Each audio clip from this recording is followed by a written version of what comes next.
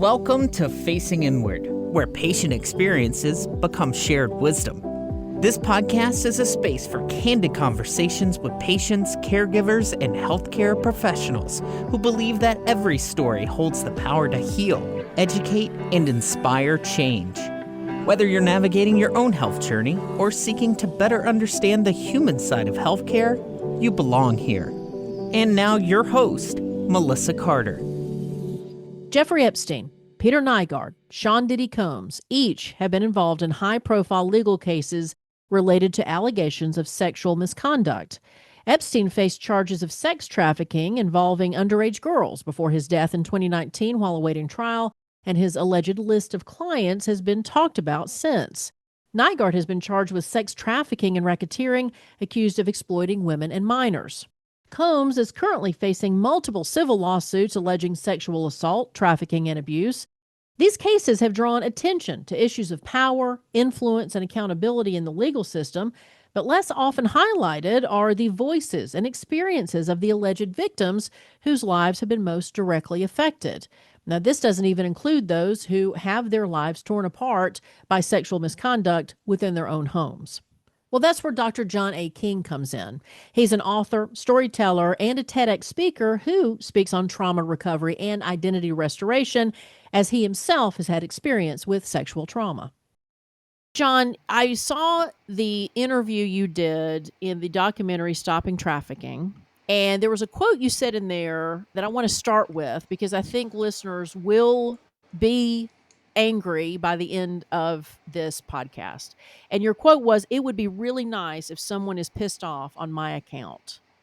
Trauma comes from a place where you thought you were safe or a place where you thought you could trust, and then that trust was broken in some way or that safe space was taken away. And that's why there's this trauma. And so talk a little bit about how important it is to not only recognize trauma in yourself and in others, but also to get help for it or to I don't know what's the word, improve, to mitigate, to keep these things from happening, to understand the source of people's concerns about this. So you can start anywhere you want to with all that.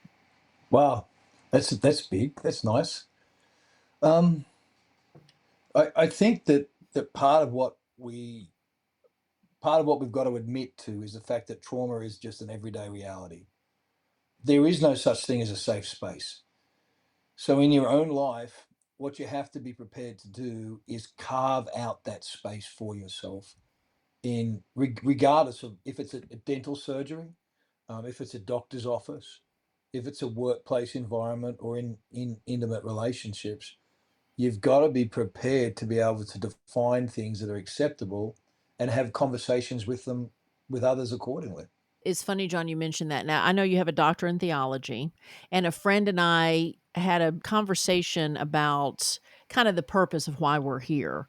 And that came up because in her mind, she's always frustrated by the fact that things seem to go wrong or that things don't seem to be perfect or that, it doesn't seem to be getting better. And I said, well, maybe that's not the point. Maybe that's not the point of living. Maybe the point of living is to be able to, as you just said, find that safe space for yourself and create the world from within so that it kind of shows up in the outside world. Is that fair to say? I think so. There's a very interesting book called The Expectation Effect. And there's a passage in the poetry writing of Job that basically says what you think about or dwell upon will become a reality. The thing you fear the most will become yours. So there is something and you can look at it through from a quantum physics point of view, or the word intention is another one that's often used in the space. If you go about expecting something, then you will find it. The person who drives around expecting to find a parking spot will find it. The person who drives around not expecting to find a parking spot won't find it. And it could be the identical parking spot, which is just how we perceive it and how we see it. So I think that that's very much a reality. I don't go looking for things to remind me of my past. I go around equipped to be able to face it when they come, because they will come. So I get on my front foot with it now by admitting to myself that there are going to be things, and I'm trying to find another word but trigger, because we've abused that word. But I know that there are going to be things that trigger me. So what I've got to do is spend the time getting tools for my toolbox so that I can be ready for when they happen. Now, I'm not expecting them to happen. I just know that they will. And that's no big deal. Yeah, it's going to be okay. And there's things that I can do to mitigate it and things that I can do that can't. Well, John, for those who are not familiar with your past, I know that you have spent your career helping with trafficking. Stopping Trafficking was the documentary I mentioned earlier. The vulnerability that you give in sharing your story with others has to be a powerful tool to connect with others, because there's a lot of people, and you tell me, that have undergone similar circumstances that one would never admit it, or two, just have a hard time living with it. And so, if you Mhm. don't mind talking about that. Sure. So for your audience, I was sexually abused, and some would call it trafficking nowadays, by the woman who raised me, to her, primarily to her girlfriends. So I didn't have recall of that until 2008. Up to then, I'd suppressed it and just assumed that the snapshots of my childhood I had were just a normal childhood. I had no external frame of reference point. So the thing in this process, and it's been a long process, getting to a place now where I feel I've got my feet under me. But I realized that my past was either going to define me or refine me, and that's a choice. And in the midst of that choice is whether or not someone is going to spend their life making money from their victimhood, or Mm. getting free handouts from their victimhood, or being defined by their victimhood, or they're going to choose to use it to propel them forward. And there's only one or two options there. And unfortunately, most people with horrendous traumatic backgrounds, it becomes their identity. I am not. I've only once in my life have I ever said I was a victim of sexual abuse or human trafficking. Once, the very first moment it happened, I said I was a victim of sexual abuse. And at that point, after that, I've never used that term about myself again. I am an author. I am a poet. I Right. am the lover of one woman. I am a terrible golfer and an awkward dancer, but I am not a fucking victim. You know what I mean? Yeah. No, and I think that's an important message for people. I told John off air, for this podcast, a lot of the people have chronic or terminal illnesses that are being interviewed, or parents of those. And I'm assuming in the future it'll be children of those who are suffering from physical ailments that we define almost separate from the heart and mind, even though they're Hmm. interconnected, right? Hmm. And so there is trauma involved in the sudden shift in your life being changed from being healthy to all of a sudden not being healthy. You specialize in trauma. You've been there and you help others do that. And you were telling me off air about how, that's something else that you help people who are in the hospital with. If you were to ask me what I specialize in, I would actually say it's performance mindset. Because what I actively encourage people to do is to give themselves, to redefine how they see themselves, their life, and their future. And that redefinition comes with, I need to understand how to learn to perform better in the space I'm in, regardless. So I've worked a lot with CEOs, corporations, high-end athletes, a range of people. The commonality, you wouldn't know that they're a top NFL star or a top Delta Force war fighter or a politician, or the commonality is an issue of trauma. But all of these people have a mindset of living beyond that.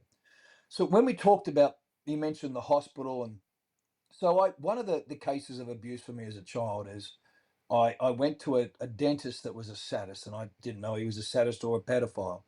And he pulled out my wisdom teeth without any Mm. anesthesia. So I passed out and I woke up and my face was covered with semen. It's one of those things that stick with. So when I say I have a challenge with dentists, I mean legitimately I've got a challenge with dentists. So I remember having to go and get my teeth looked at because it had been probably 15 years or so. And it's, I'm 60, coming up to 62, and you got to do that every now and again. And I'd put it off, and I realized why I was putting it off. I had an understanding. And so I took my wife with me and I talked to this dentist and I said very calmly and clearly, I said, I need you to understand something. I have a problem with dentists. And he said, yeah, yeah, yeah. And I said, no, let me explain why I have a problem with dentists. And I don't have a problem with you, but with dentists. And I explained why. And this guy was totally shocked. And I said, so when I need my wife here with me, it's because I need her to reassure me. And I need you to understand that I'm going to come over as if I'm very distant, somewhat awkward, and possibly aggressive. I said, it's not faced at you, it's faced at the fact that I've got these things I'm bringing into our appointment. And I've done that in ER rooms. I've done that in, critical care units. I've done concerning my own health. I've done that in dentist surgeries. And what I've found is that in all except for one occasion, have people been incredibly grateful for me to do it, very proud of me for having done it. And in the process, they learned about trauma and dealing with someone with complex post traumatic syndrome, which is my issue. So I think being an advocate for your own health and understanding what you need in the space and the time, I think it's a very empowering thing for actually everybody involved in it. Are you a mental health professional specializing in chronic illness? Well, reach out to us. facinginwardpodcast@gmail.com. We've been taught, instead of empowering people who have gone through this and been able to do what you said, where it's like, look, this is an uncomfortable situation and I'm going to advocate for myself. Most of us have been said, okay, well, here's what you do to prevent that from happening again, or don't do it. Or it's almost as if it's your fault that it happened. I'm talking from the women, where there's plenty of men like yourself who I'm sure would never share that circumstance, which we'll talk about how you help these men. Society doesn't handle sexual trauma very well, let alone and military trauma. Same thing. I don't see how we have really handled that well. So how would you change it if you could? Interesting question. I've just finished the first draft of a novel dealing with military sexual trauma. Because once you start to unpack that and the level that is prevalent, it's horrendous. And the level of corruption within the DoD as it sits around that, it's startling. It's interesting you say that because that really has never been, I don't think, ever addressed completely into the level that it needs to. So I'm married to a gorgeous girl, Melissa. She taught me off the bottle and the barrel of a gun on several occasions before we were even an item. And she's Cherokee and I'm Australian Aboriginal. So a black fella married a red fella in Dallas, Texas. That's a whole nother podcast just there. That's another book. Is what Yeah, it is. It really is. Black fella and red fella. So I've taught Melissa to fight. I've actually treated Melissa how I would treat myself, and I did the same with my children. So I understand, and I taught my girls to be careful when they go into parking lots. But you see, I'm careful when I go into parking lots. Mhm. When I pull up for gas, I look around, I have my gun on me, I have a knife on me, a pair of knuckles on me. Melissa always has pepper spray on when she goes out for a walk. I don't think that's a matter of gender. I just think it's a matter of the fact that we live in a fallen world and we need to be covering our six because no one else is coming to save us. So I think just being able to be prepared. Melissa always carries a pistol with her. As I said, the pepper spray. If you have a challenge with that, then you need to be at least prepared to be able to fight. Now, there's, eyes, throat, and nuts, be it regardless of your attacker, eyes, throat, and groin is going to get you out of most situations. And it's a little bit like when we talk to people about trafficking. When we talk to parents about trafficking, they're in their mind, they've already got a perpetrator and a victim. The perpetrator is a white male, and the victim is whatever gender their child is. Now, if they have boys and girls, they're only going to be concerned about their girls, and girls are taught to be safe from a young age. What they don't teach is that 45% of all traffickers are female, and at least 50% of all victims are male. So if you're focused on a white man trafficking a black girl, you're missing the Asian woman trafficking the white boy. Yeah. So I think when we really unpack these things and don't look at it from a a societal conversation, but look at it from a statistical reality. We need to be training our boys to be careful of predator women and training our girls to be careful of predator men and careful of predator women and our boys careful of predator men. So I think it's a matter of the fact of this is where we live in our society. And whatever I've walked through as an adult, I need to be doing my best to pass that on and be careful of it going forward. Now, if I do that, then I'm no longer a victim of it. I'm actually in charge of it because I'm handling my response to any given situation. And I think that crosses the board into conversation or in the medical space or whatever it is. How do I make this an issue about what I feel comfortable defining a space as?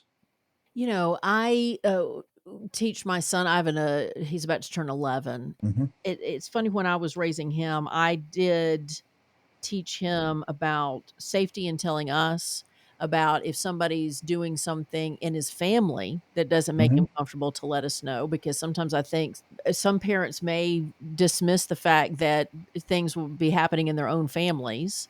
When you spoke like that, it's a community effort.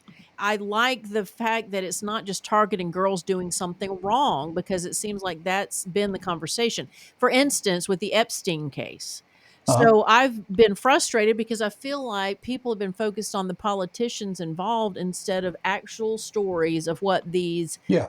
people have gone through. And it's not just girls. So I was involved, my nonprofit was involved in the tail end of the Epstein case. And the guy who took over from him, Peter Nygard, and our work was we were really fortunate enough to be able to lead and gather the information that led to his indictment. So Nygard had 125 women working for him to get, he needed 4 or 5 virgins a day for what he was doing. I know the numbers are horrendous, and they are. And his house in the Bahamas was really a model of what Epstein was doing, both in New York and the Bahamas. So you've got this whole mindset of these people at these levels, which is very, very predatory. And we want to talk about the politicians and the billionaires, and we don't want to have a conversation about the people and what they went through. When I've been talking to people about this because they're frustrated because no one's been caught, I'm thinking, you know what? We need to forget the judicial system, and every one of these thousands of people need to be getting on a podcast and having a conversation and naming names. Now, if you were trafficked by Epstein or you were trafficked by Nigar, and you just go clean with this stuff and say, this is what these people did to me. This is what the Prince Andrews did. This is what everybody else did. The politician, the Supreme Court people, a little bit like what they're doing for the Diddy now. Everyone's tied up in trying to bring these people to some sort of fair trial. There is nothing fair about the destruction of a life. What's fair is people understanding that these people are criminal. I would love to see these people who have been through these travesties rise up and say, here's my story. Here's my story. You make a judgment about it, America. Here you are, world. Make a judgment about this yourself. It's really takes a lot of strength, takes a lot of self reflection to be able to get to a point after suffering from something very traumatic to helping others in the process. And I commend you for going through what you've been through, having to struggle. Like you said, but you still have certain situations that come up that you have to get through, and you are doing it. It sounds brilliantly. And so you have the Phoenix Collective, and I would love for you to Mhm. share how that came about and then what you do for others. I was in a very fortunate situation with dealing with a very unfortunate reality. It took me probably 12, 13 years and probably two or $300,000 to be able to get to a place where I say my feet are under me, and I'm in full recovery. I still have to manage what I live through on a daily basis, but that's anyone who's had to manage severe trauma of any kind. What I realized with the collective is that when I was involved in human trafficking, for want of a better term, everyone wanted to be involved in the rescue side of that because, air quotes, it's the sexy part. They weren't interested in the recovery side of things. And they'd pull these people out, they'd rescue them, and they'd put them aside and they'd put them in a house for 3 to 6 months. So if you imagine from the age of 12 to 40, like in my case, I had sex from the age of 4 until I was too big, and I became too big at 16 to tell people to stop doing it. So if you imagine that you've got a girl or a boy that's been involved in a sexual act, say for 14 years, and you put them in a group home for 6 months and let them go, they only know how to survive one way. And so they're going to go back on the streets or end up at the streets, which a lot of them do. So you've got to have a commitment for about a period of 10 years, and it's about $10,000 per person for a year for 10 years. So it's a $100,000 commitment for recovery. And so what I've done with the Phoenix Collective is I've taken 15 years of recovery and we've put it in bite-sized parts. So every day there's something for you to do for a period of about 18 months. And what we're seeing is lives transformed, transformations in lives around performance mindset, trauma recovery, internal strength, purpose, vision, mission, and value. All of these things are important and applicable to everybody. And we're seeing that take place in about 18 months. And the response we're getting is it's absolutely phenomenal. I mean, I'm so grateful, Melissa, for what I've been through that I can help people the way I'm helping them now. And to say that, I think for many people to be able to look at the bad times, the bad experiences, and that's not only with this kind of trauma, but any kind of physical, cancer, terminal, chronic illnesses, to be able to look at it and say, "You actually helped me." Right? That this actually helped me be a better person potentially. Now, respond to those who would say, "Well, people should be punished for what they do." Oh, absolutely. Is it hard for them to separate the I'm going to not be a victim, but yet have this anger toward the person that may have done something to them? I had to answer that myself when I was dealing with the people who raised me. Because in Australia, there's statute of limitations on child abuse. There is no statute of limitations. I was faced with the issues about 7 or 8 years into this process of pressing charges with the Australian Federal Police. And I realized what I'd have to do. I'd have to go back to Australia. I'd have to find a place to live, job to do. It would cost me money. And then I'd be put onto the stand. And the job of the prosecutor is to belittle me, trigger me, call into questions the things that were done to me, or the defense, however that term is, the defendants. That's their job. That would be the people who's raised me, their attorney's job. And I thought, I don't want to live my life that way. There is no justice for what was done to me. There's no way I could get a day in court. They could go to jail, but still I've had to relive this for 2 or 3 years. So I just decided that the best revenge I could have is live an incredibly happy, fulfilled, satisfied, and purposeful life. Now that's my decision. If someone else wants to take someone to court, have at it. You know, I'll support them 100% of the way. But I think for these people out there that have been through the Diddy stuff, and there's a range of other things that have yet to come out from other celebrities and politicians, that the best thing that they can do is to own their story, allow their scars of shame to turn into medals of honor, and just live loud and live well. Don't be shamed by this stuff. There's no reason. You survive what kills most people. Are you someone recently diagnosed with a chronic or terminal condition and want to share your story? Well, join our safe space. Contact us at facinginwardpodcast@gmail.com. So, John, let me ask you this. Is there a message to parents who might be listening do parents always know something's going on, or, the parents who are not doing the abuse is what I mean? Is there something that they can see? Is there something they can do? Like, because so many of my friends were like, I didn't want to say anything to my parents because either the person threatened their life or they didn't want to ruin their parents' life, in particular their mothers. So, what would you say to parents who may be questioning whether something's going on with their children? I think you've got to have that conversation. And I wrote a book called Keeping Kids Safer Online Without Losing Your Mind. And it's a guide for parents. I'll email this after you, and it's a free ebook. Our gift to you and your show. So raising my own kids, we had surprises. We never had secrets. We never had birthday secrets. Like, keep this a surprise from your brother or your sister. This is a surprise that you and I are keeping. We never keep this as a secret. This present we brought. Let's keep this as a secret between us.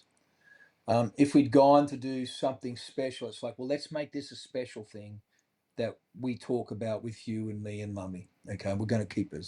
So I think some of the language is important, and you teach your kids that if ever the word secret is brought up, or if ever they're told, and we've got this challenge in schools at the moment where kids are told, you do not have to tell your parents this.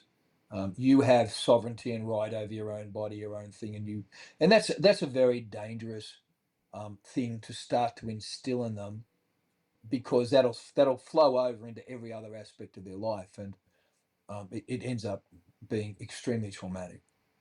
So I think having those places and then taking the time to stop. And I think as a parent, you've got intuition towards your children. If something's not quite right, take a pause, a moment, and sit alongside them and let it see if it unpacks. And sometimes it might just be a change of life for them, or maybe there's something else if you start to unpack it.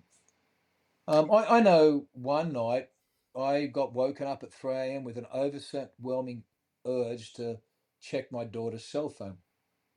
So I did, because I'm a parent and I'll do whatever I want. I had all their own passcodes, and if I couldn't get into their phones, they no longer had phones, so etc. etc. So I did, and then I found a way to go through all her chat history, which was surprisingly clean. And I found a bit of software and unloaded it. And she was actively in the process of being groomed by someone who ended up being single, 45, and living in a mosque in Fort Worth, who was portraying themselves as a 13-year-old boy. So my daughter was one or two text messages away from being removed from the country. So follow that intuition that you have. Allow yourself to ask the questions. Your children don't have right to privacy. They don't have right to be locked out of your social media account. You're the parent. It's your responsibility. Ask yourself the question, are you prepared to have an argument over a passcode on a phone? Or do you want to sit with them while they go through therapy, suicide, and other counseling because they've tried to kill themselves because they was gang raped at a party? Horrible though it may be, that's the reality of it. And I've been there with parents who have gone through that. So all because they would not have a look at their kid's phone. Mm. Starts with pornography on something like X. It goes to a place like Instagram for grooming, switches around and comes to Facebook private groups where people are being, and this is how Nygard did it. He would send people money, air tickets, gifts to come to a private modeling shoot, and the kids would be taken offshore. So, if people wanted to find out more about your books, about the Phoenix Sure. Collective, where do you direct them? drjohnaking.com, drjohnaking.com, or phoenixcollective.app. Let me ask you one final question, and that Sure. is because again, we steer toward the medical community on this podcast. And so is there, what's one thing that you wish that every healthcare provider understood about trauma? I wish, as part of the enrollment form, a healthcare provider would have a conversation when you come to check in about mental health. And understand, from my background of being raped, for 12 years, I have a problem with people touching me and removing my clothing. And I told them up front, if my wife wasn't there, they were not to touch me. And she actually told him. Melissa advocated for me with the surgeons in the ER room, said, this is what he's been through. This is where he's, you need to understand that this 230-pound, 6-foot man, if he does not want to be aggressive, but if he is feeling so threatened, he will protect himself like a large 11-year-old boy.